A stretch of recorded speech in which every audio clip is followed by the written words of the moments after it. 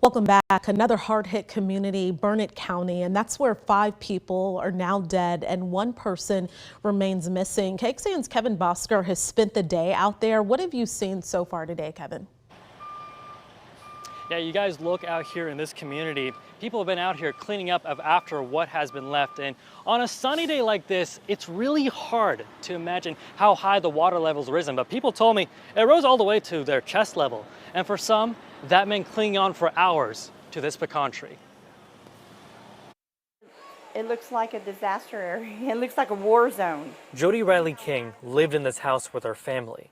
Days after the devastating flooding, she's still working on retrieving some of her things. Oh my gosh, that's full of water.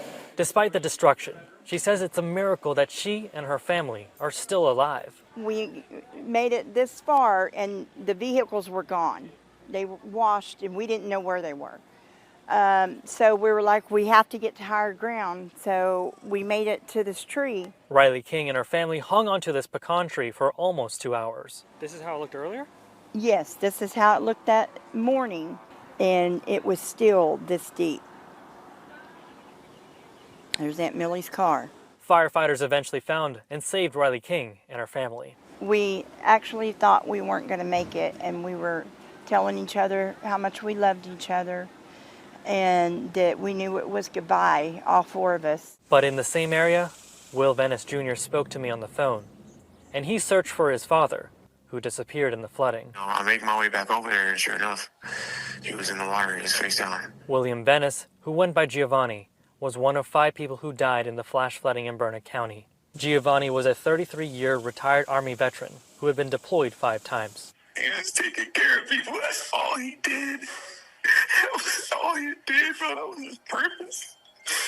And he fulfilled it to a T. You ask anybody that knows him, and they'll tell you the same. Venice says he aims to carry on his father's legacy of helping anyone in need.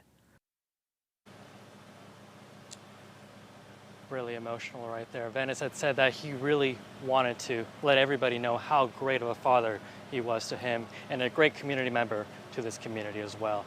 We also talked to Jodi. Jodi right now is currently staying in a motel as they look to rebuild their house sooner rather than later.